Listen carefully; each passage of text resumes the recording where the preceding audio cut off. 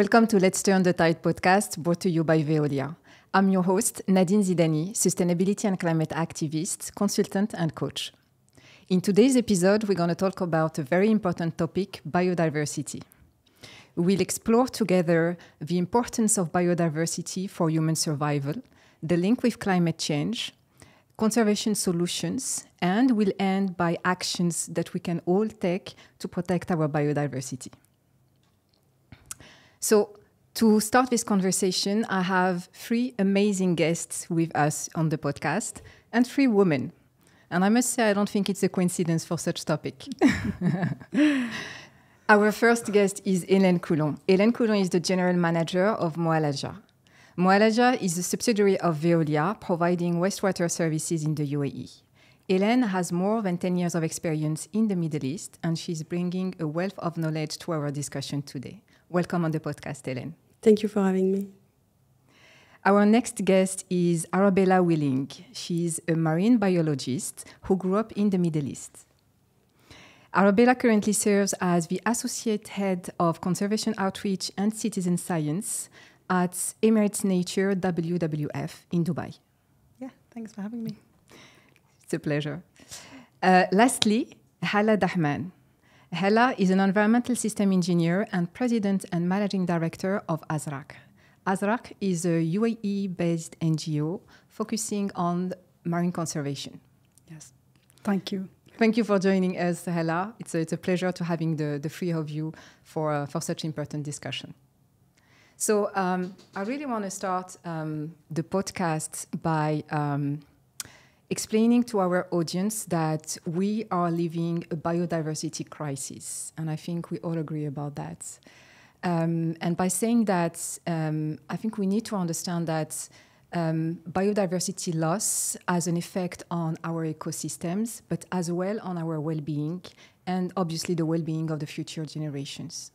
So we are all based in the UAE, we work in the UAE, we live in the UAE. So I really want to understand what's the current state of biodiversity in the UAE and the broader region, and what do we mean concretely by biodiversity as well? Do you want to start? Shall I take that? Yeah, sure.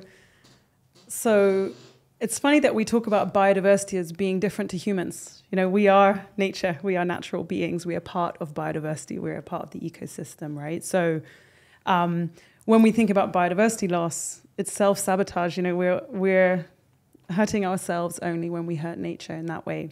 So I think it's no secret, as you said, that biodiversity is really on the decline globally. In fact, WWF research has shown that we've lost 69% of wildlife since 1970, wow, which is a huge amount.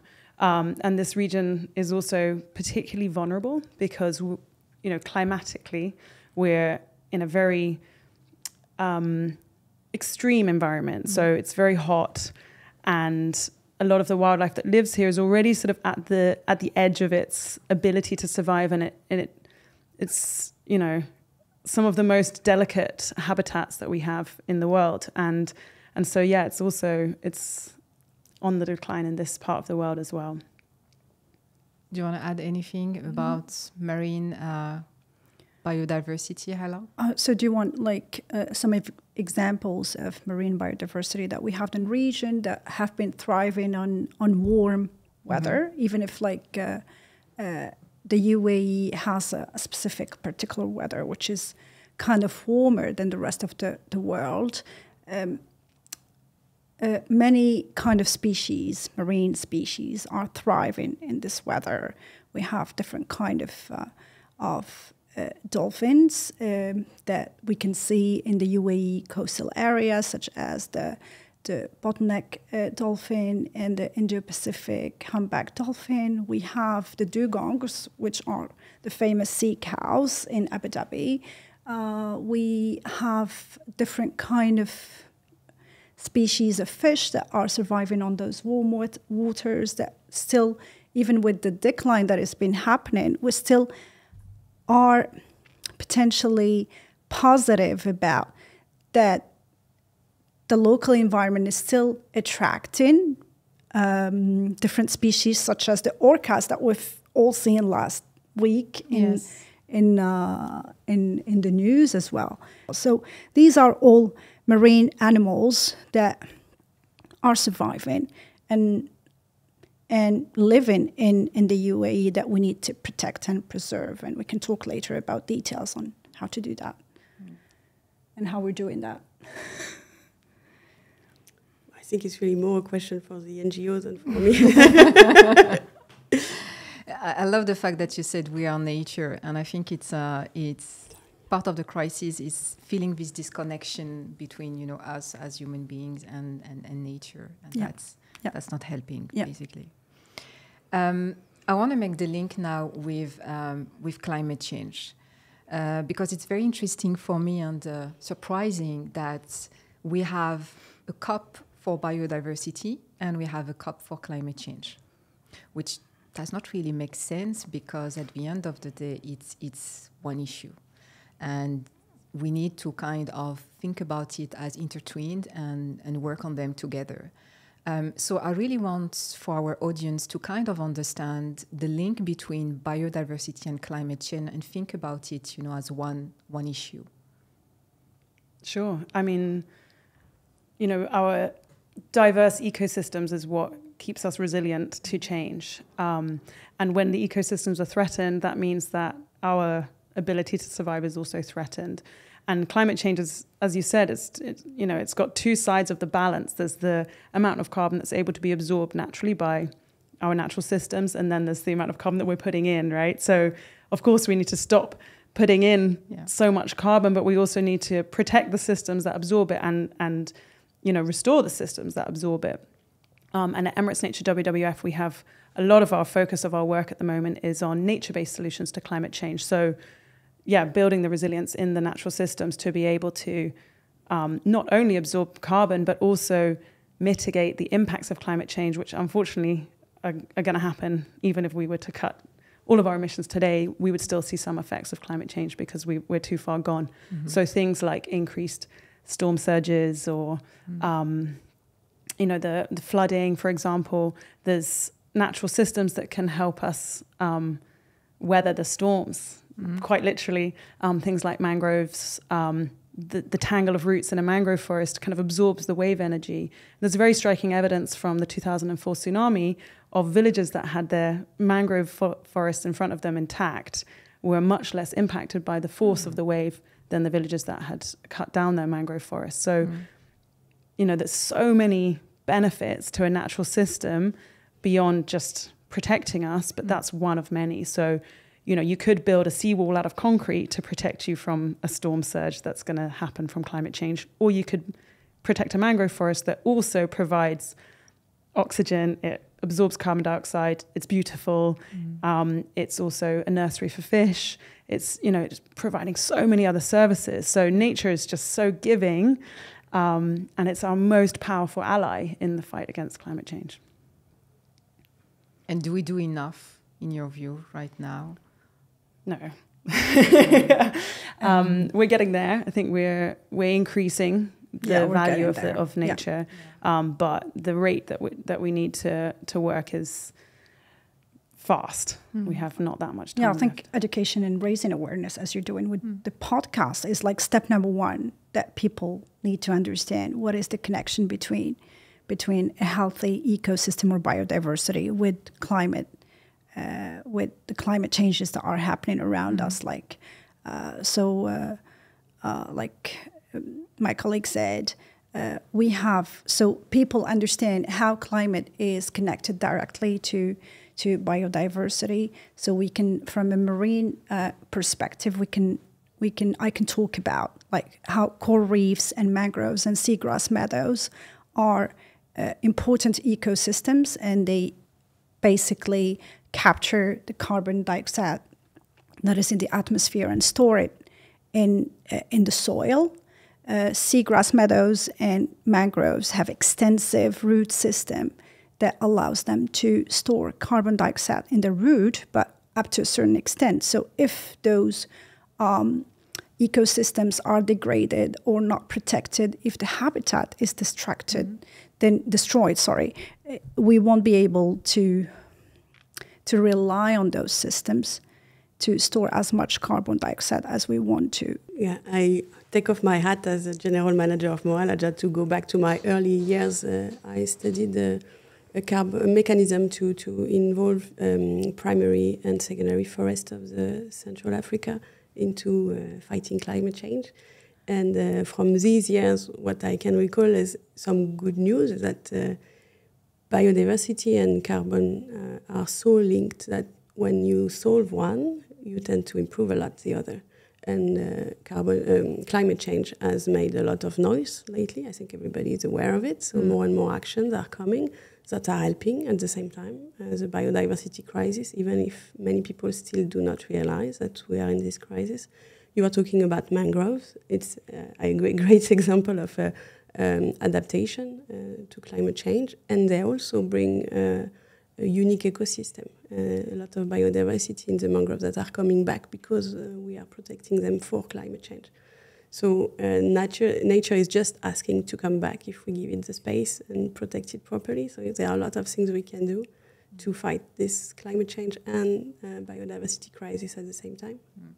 Yeah, and it's a good point as well, because nature is very resilient. That's a thing of hope to cling on to, is that given the space to recover, it does quite quickly and well, and it provides so much for us. So, nature is very resilient if we just allow it to do its thing. Yeah, an example was during COVID times when we allowed it to do its things. Amazing example, yeah. How many ecosystem thrived during that time. It was like amazing to see. But now that we're back to our normal business, we need to be aware of how our actions are directly affecting biodiversity and those ecosystems as well. So we are basically disturbing this ecosystem and this life cycle. We are part of it, but we don't consider ourselves like part of it, like you said. It's just like we feel like disconnected from the system, but it's a closed circle. If one of us is affected, all of us are affected then. But it can be a positive circle as well. Exactly. We can affect each other positively, and this is what we need to improve. Actually. Exactly. I think we're going to talk about it later. Yeah, nature positive future is a phrase that we think about quite a lot, is having that. Yeah. Love it. So I think it's time to kind of bring to the core of the climate discussions, nature and to the solutions as well. So talking about the solutions, I think all of you, by the work you do from different perspectives and angles, you provide very interesting and innovative solutions to protect biodiversity. So I really want to spend a bit of time to kind of learn more about what you do. And I want to start with you, Hélène, because by providing, and correct me if I'm wrong, by providing your wastewater services, you are making a positive impact on biodiversity. So I would love to learn, to hear more about your stories and any example that you can share with us. I have a lot, so I'm going to try to be synthetic. No, but starting here in the UAE, so in Ajman Sewage has developed 45 hectares of wetlands, artificial wetlands, because it needed to improve its power consumption, because it's less expensive to treat wastewater. It's more resilient. It's a reserve of treated wastewater for irrigation purposes. And at the same time, it brought back so much biodiversity in the region. It's now the second hotspot for migration birds in the area with the Sharjah Reserve. So it's an amazing result. We have a partnership with the Birdwatcher Association of the UAE. They come regularly to count the birds. But it's not only the birds, it's a lot of animal, a lot of plants that are coming back in this protected area. So it's helping us do our work, treating the wastewater properly, and it's helping the biodiversity at the same time to come back. So after this success, we have also started something else. We decided to beautify the wastewater treatment plant by making a garden, basically, but not any garden.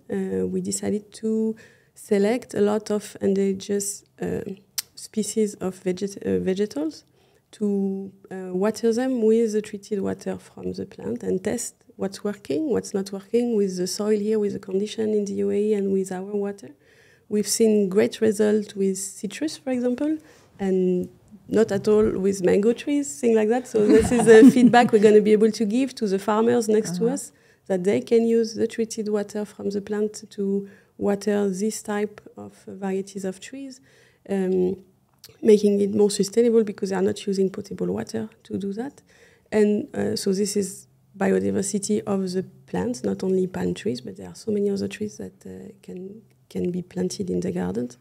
And we saw as well wildlife coming back. Wow. And some new type of birds that were not there in the wetland, but because they have different species of trees and different type of birds, including one, I'm very bad, I forgot its name, but it was the first time it was spotted in the UAE, so all the bird watchers just rushed to the plant in February to see it. So these are things we can do because we are doing the wastewater treatment, but there are other things in everywhere Veolia is operating, just by maintaining the areas, maintaining the buildings, the way they are designed. You can bring back wildlife, you can create shelters for the insects, the biodiversity that is here just next to you. You can bring back, we have a lot of beekeepers in our installations, just because we have large areas where the bees are safe, and bees are lots of places endangered species. They are disappearing because there are no more natural areas for them to be. So we just welcome them in our plants to let them grow. And we have issued, so Veolia is a worldwide group. We have operation a bit everywhere around the planet. And the group has issued a guide of how to manage your site in a friendly way for biodiversity around you. It has nothing to do with what we do. It's not related to our operations, but it's just we are part of the environment. We need to take care of it the way it's taking care of us. So we are trying to give guidelines to all the plants of Veolia around the world to follow this simple steps that everybody can follow and bringing values. It's amazing, and I love how you kind of learn, you know, for the process and the work you do, and share actually across the group and see how you can make a positive impact. Arabella, I love, you know, what you told me before the podcast, that you're trying to make science inclusive. Yeah. And you work with the community to do so. Can you give us a glimpse of your programs that you run at Emirates Nature WWF? Sure. So Emirates Nature WWF at its heart is a conservation science organization, and we have a lot of huge portfolio of projects actually sort of on the ground doing, you know, research and conservation.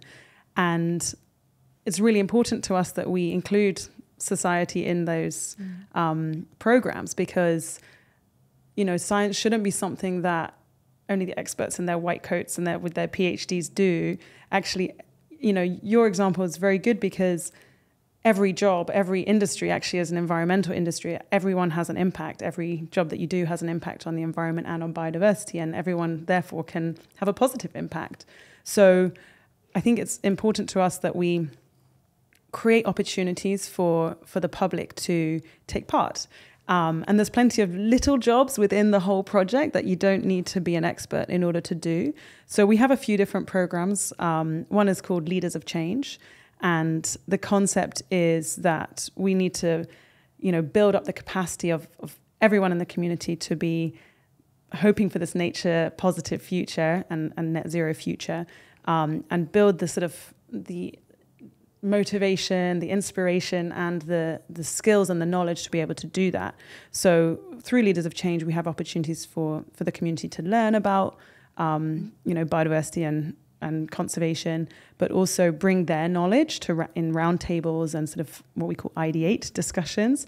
And then we have the ACT portion. So that's where people are on the ground, in the field, side by side with our research and conservation team, doing the work with us. So whether that's, you know, monitoring the mangroves to check how well they're growing after they've been planted, or taking samples of mud to check the carbon sequestration rate, or it might be recording wildlife that they see, because, you know, the phone that you have in your pocket is actually an amazing tool to be able to do science. You know, it's got GPS, it's got quite a good camera, it's got time and date. You know, that's all very useful data, and anyone can take a picture and upload it, and they can tell you that it's, you know, vaguely an insect, and then one of our team can come in and say, oh, it's this type. Wow, we've never seen one like that before in this area. So everybody listening and everyone around this table can be a scientist. You know, you are a scientist, you're a citizen scientist. Okay, and that's amazing. And do you, what kind of feedback did you get from the people involved in the program so far? Yeah, it's funny. There's sort of two camps. There's the people who have never really seen nature in the UAE before. Wow. So they're like, wow, we've got places like this that are just an hour away from my high-rise building that I live in. So I think a big part of the impact that we're having is really exposing people to nature, and connecting with nature has a huge range of benefits on yourself as an individual, you know, your health and well-being, and it's just nice to be able to take action, because I think the problems that we're facing with climate change and biodiversity loss and, you know, all the other issues that we have can be really overwhelming. And I think there's this feeling of helplessness. And if you're in a community outside doing something physical and beautiful in a beautiful place, you know, it's really motivating. And the feedback is good. You know, there's people who have totally changed their lifestyles based on some of the programs that we've been running. So yeah, it's really rewarding for me, certainly. Yeah, that's amazing. Hella, at Adrak, you focus on marine conservation. I would love to hear any successful initiatives, partnership that you've done, and learn more about it. Yes, absolutely. So one of the successful partnerships that we had is one related to our core conservation program. We partnered with a local company in Fujairah, where we implemented artificial reefs in the coastal area of Fujairah. It has been really a success in terms of getting even local companies interested in sinking their own artificial reefs in the coastal area and increasing the amount of biodiversity automatically. So it will take some time to be able, from core propagation to having fish interested in choosing this coral as their habitat and growing the coral. But at the end of the day, we managed to attract the impact report that we produced last year to attract different species of fish and marine animals in those artificial coral reefs, and it was a very successful initiative. Also, we are running the Marine Debris Free campaign across mainly Dubai and Abu Dhabi, where we partner with local companies, with the fishermen, with recycling partners, and with the community to clean our coastal areas, shores, and even underwater cleanups as well. We're on those. These are the most important ones that touch marine conservation in the UAE. So we're mainly into focus on marine debris, on mangrove planting. We're part of the pledge from the 1 billion trees initiative launched by the MOK, where we organize different initiatives around mangrove planting across different emirates. That was done by volunteers, by community, by local companies, international companies. So this initiative really raised a lot of interest from the local community. They realized how mangroves are important to the UAE, and how we need to increase the size of those mangrove forests and preserve those and conserve those as well. We also ongoing collaborating with schools and doing a lot of educational campaigns and presentations and workshops, and it's really rewarding to see all the kids really interested and talking about climate change and what we can do and small actions and making presentations and going to the beach doing small cleanups and participating in different activities around marine conservation and linking it back to why it is important for us to preserve the ocean, conserve it. It is the first carbon sink that exists in our Earth. So yes. Yeah, that's really great. And what I love about the discussion we are having is this view from the NGOs, from you, Azraq and Emirates Nature, WWF, and from Veolia and Moalaja with Ellen. So I'm just thinking, because we talk a lot about the SDGs as well, the Sustainable Development Goals, the 17 SDGs. The number 17 is partnership. And I think there is a lot actually to kind of learn to achieve by partnering. So what else can we do, or what would you suggest to more kind of work together and achieve just more? That's a good question. For example, for the marine debris campaign, as marine debris, like I said, involves many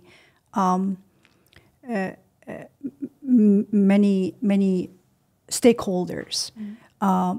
So we would like more engagement, for example, from the fishermen regarding the ghost nets and collecting those nets from sea and bringing them back, instead of at the end of their use time, sometimes they've been thrown or they've been disposed incorrectly. So we can still recycle those and raise awareness about how to dispose of those nets.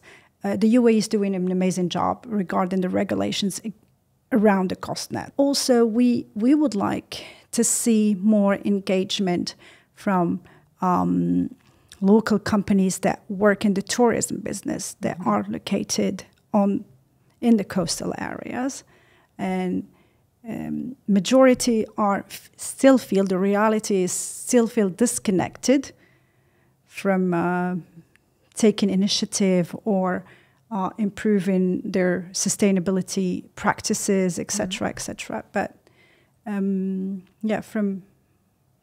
our side, this is, and also the ability to work on science programs with WWF maybe, and because we have a huge community that works as volunteers on these initiatives, and we would want to be able to contribute and give back data that would be used for regulations or policy changes, etc. Yeah, I think partnerships is absolutely necessary. It's not something that's a nice to have, it's a need to have.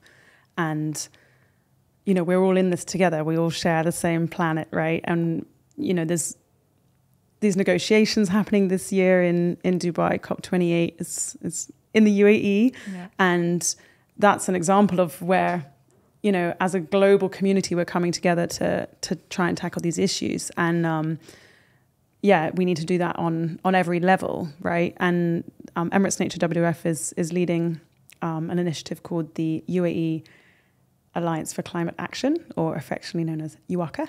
And it's essentially bringing together those non-state actors and those, kind of entities with a lot of influence and a lot of, I suppose, impact, to come together and share best practices, but also be a unified voice and have specific focused asks to decision makers and to policy makers, to help as well share what are barriers to action and what are the changes that would allow the action that we need from a decision maker level. I think partnerships completely vital. Absolutely.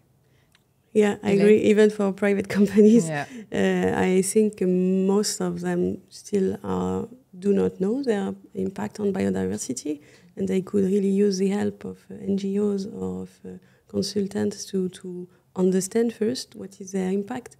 We've signed in Ajman a memorandum of understanding with the Ajman University as well to partner on similar topics for them to come and discover how we work, for them to give us also advice maybe or ideas on how to progress and what to do. So definitely we can't work alone in bubbles. We need to work all together if we want to tackle these challenges. Yeah, absolutely. In this podcast, we really want to give practical advice, steps that people, can follow and that can help them to take action.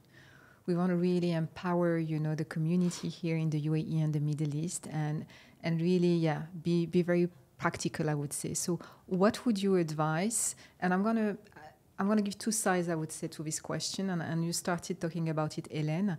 What would you advise to organizations first? As you said, it's the year of sustainability, COP28 is coming, the momentum is building, so it's really the moment to start taking action.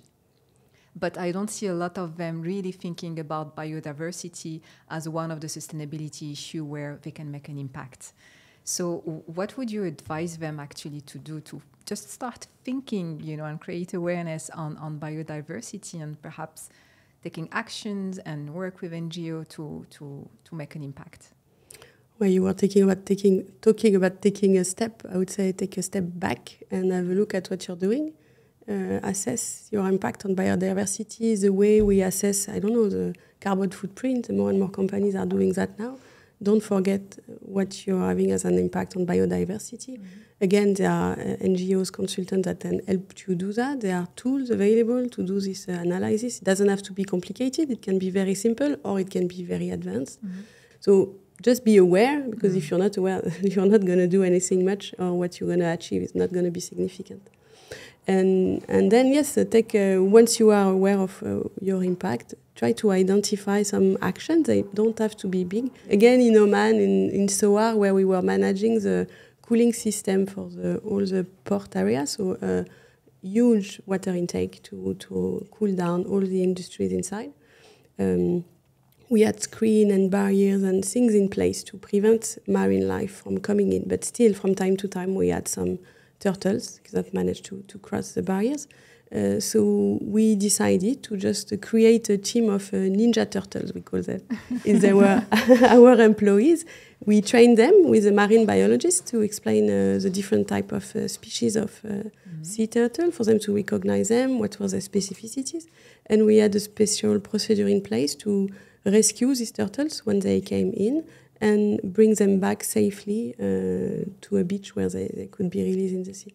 So this has no impact on our operation, but a major impact on our team first, and I hope a minor one on the biodiversity there. So just find 1-2 actions that can bring value to the biodiversity around you. But first step, assess your situation.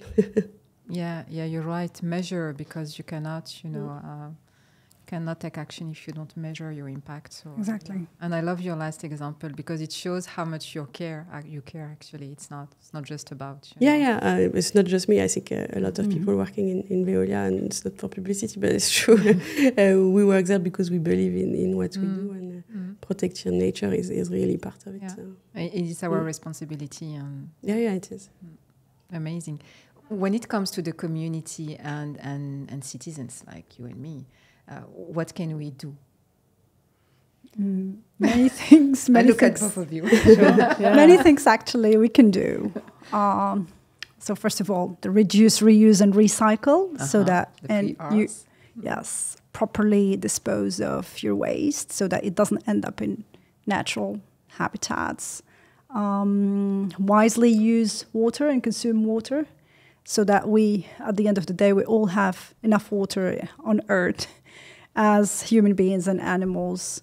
And consume locally, choose local grown produce, and also consume moderately fish, and preferably locally fish, local sourced fish. Apart from that, you can adopt a mangrove tree and help increase the size of of mangrove tree forests in the UAE. We currently run an initiative of, we have a pledge of planting 5,000 mangrove trees in the UAE. So we can be part of that. So how can we adopt a tree? Sorry, I'm interested. I can send you the link on your QR code, and you can go. All right, and then you receive your certificate once all those trees are planted, and even with the impact data and how much carbon sequestration per tree, etc. Yeah, this is a direct action that you can do.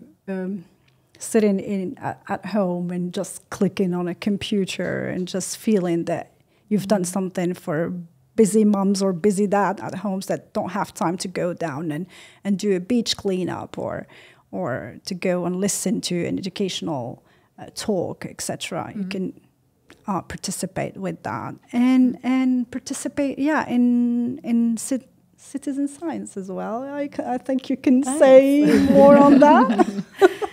Yeah, I think it's one of those things that you're more likely to want to protect what you love and what you know, right? And we don't know what we don't know. So my advice would be to explore and really notice nature. So on our Leaders of Change platform, we have a section called Notice Nature, which is really encouraging everybody to open their eyes to the incredible variety of wildlife that we have here in the UAE and document it.